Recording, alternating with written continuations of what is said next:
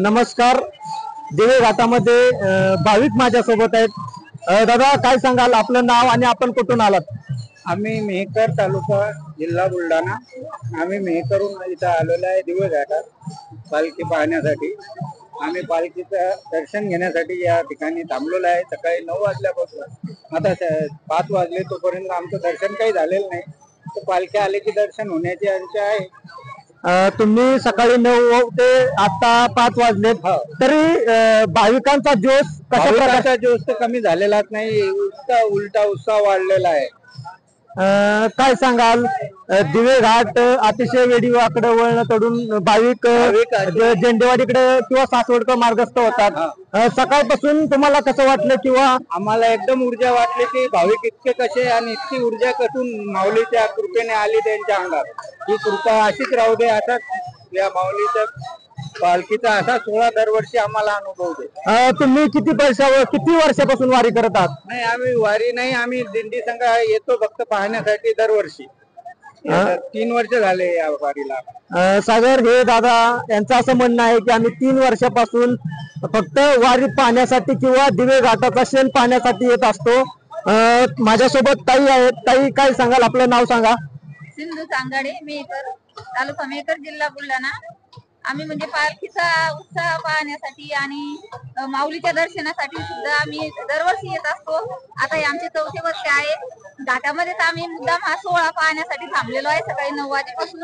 पण वारकऱ्यांच्या म्हणजे असं वाटत आहे की ते असं थकवा, कुठलाही वारकऱ्यांच्या चेहऱ्यावरती असं थकवा जाणवत नाही आहे.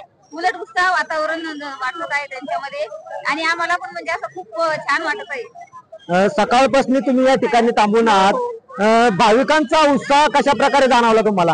भाविकांचा उत्साह म्हणजे असा, ज्या प्रकारे आपण थकवा, समजा थोडस काही काम केलं तर आपल्याला थकवा जाणवतो, तसं आम्हाला कुठल्याही वारकऱ्याच्या चेहऱ्यावरती जाणवलं नाही. आणि आता त्यामध्ये वारीमध्ये असं बघितलं आम्ही की खूप म्हणजे थकलेले पण आजोबा, आजी, खूप सारे जण बघितले, पण त्यांच्या चेहऱ्यावर असं कुठलाही थकवा आम्हाला दिसलेला नाही. तुम्ही खास संत श्रेष्ठ ज्ञानेश्वर महाराजांचा पालखी सोहळा पाहण्यासाठी किती किलोमीटर वरून या ठिकाणी आलात?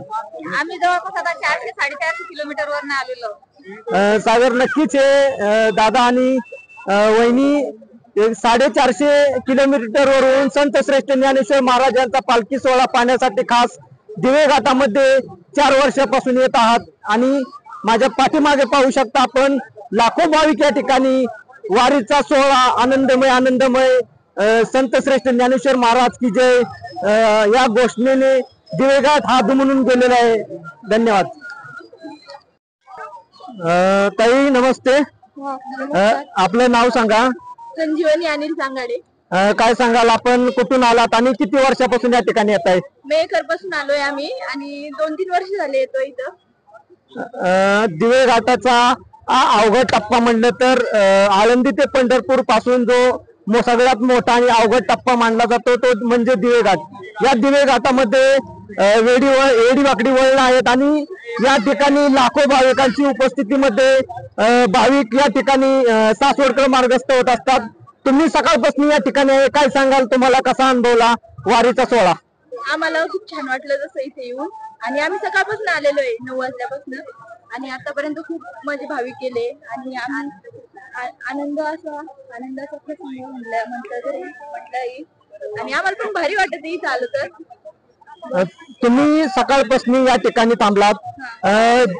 लाखो भाविकांचा उत्साह पाहून तुम्हाला काय वाटलं? आम्हाला पण भारी वाटलं. लाखो भाविकांचा उत्साह पाहून त्यांची पण एक अशी हौस असते ना, आम्हाला पण भारी वाटलं त्यांचा उत्साह बघून.